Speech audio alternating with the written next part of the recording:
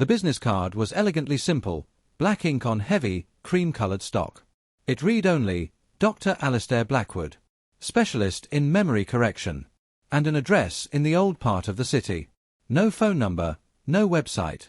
I found it tucked into a library book I had checked out on cognitive behavioral therapy. As a psychologist myself, I was equal parts offended and fascinated. Memory correction. It sounded like pseudoscience, but the audacity of it piqued my curiosity. I decided to pay a visit, posing as a patient. The clinic was in a brownstone that looked like it hadn't been updated since the 1940s. The waiting room was empty, furnished with worn leather chairs and the faint smell of antiseptic and dust. Dr. Blackwood emerged from a back room.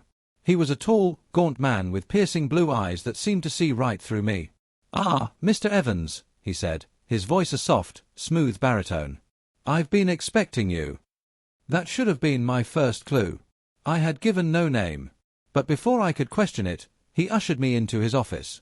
It was dominated by an elaborate, intimidating chair that looked like a hybrid of a dentist's chair and an antique barber's seat, complete with leather restraints. "We'll begin with an assessment," he said, his back to me as he prepared something on a metal tray. "A simple procedure to identify the problematic memory." "This is highly unorthodox," I protested, my professional skepticism kicking in. "I'm not even sure why I'm here. I think I may have the wrong place." "Nonsense," he replied, turning with a syringe filled with a clear liquid. "You're here to forget the accident. The one you feel responsible for." My blood ran cold. I had told no one about the car accident that had taken my sister's life 5 years ago. The guilt was a private, festering wound that I, a therapist, couldn't even heal in myself. How could he possibly know? "How did you?" I stammered. "The memory leaves a stain on the psyche," he interrupted calmly. "I can see it. Now, please, relax. This will only take a moment." I was too stunned to resist as he administered the injection. A cold numbness spread up my arm. The world began to swim, and the last thing I saw was Dr. Blackwood adjusting a complex device of lenses and mirrors that descended from the ceiling towards my face. I woke up hours later, alone in the chair. The room was dark. My head was clear, unnervingly so.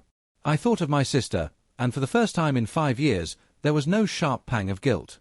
There was nothing. Just a vague, factual knowledge that I had once had a sister who died. The emotional weight, the crushing pain, was gone. It was a miracle. I rushed out of the office, not seeing Dr. Blackwood, and went home feeling lighter than I had in a decade. The miracle lasted for about 24 hours.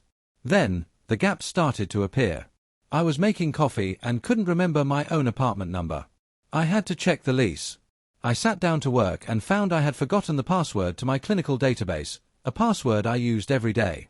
I tried to recall my mother's maiden name for a security question and drew a complete blank. Panic began to set in. I went for a walk to clear my head, hoping it was just temporary side effects. I saw a woman waving at me from across the street, a wide, familiar smile on her face. I waved back automatically, but I had no idea who she was.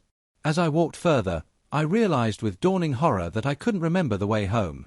I was lost 3 blocks from my own apartment. Frantically, I called a colleague, but when he answered, I couldn't remember his name. I hung up. I was standing on a street corner, sweating and trembling, as pieces of my identity were silently erased from my mind. I had to get back to Dr. Blackwood. He was the only one who could reverse this. I managed to hail a cab and, through a fog of disappearing memories, mumbled the address of his brownstone. The building was dark and looked abandoned. The door was unlocked. I stumbled into the waiting room. It was exactly as I remembered, but now thick with dust. On the reception desk was a ledger. With a shaking hand, I opened it. The pages were filled with names and dates, going back decades. I flipped to the last entry. There, in crisp, elegant handwriting, was my name. And next to it, a single word, complete. I heard a floorboard creak behind me. I turned. Dr. Blackwood stood in the doorway of his office, but he looked different. Younger. His gaunt face was fuller, his posture straighter. He smiled, but it didn't reach his cold, blue eyes. "Ah, Mr. Evans. Back so soon. The procedure is a success. The painful memory is gone." "What have you done to me?" I cried, my voice cracking. "I'm forgetting everything." "Of course you are," he said, his voice chillingly calm. Memory isn't a single file you can delete. It's a tapestry. Pull one thread, and the whole thing begins to unravel. The guilt was woven deep. To remove it, I had to remove you. He took a step closer, and I saw a terrifying hunger in his eyes. I don't deal in pain, Mr. Evans. I deal in sustenance. I feed on the richness of a lived life. Your memories, your identity, they are my payment. And business, you see, has been very, very good.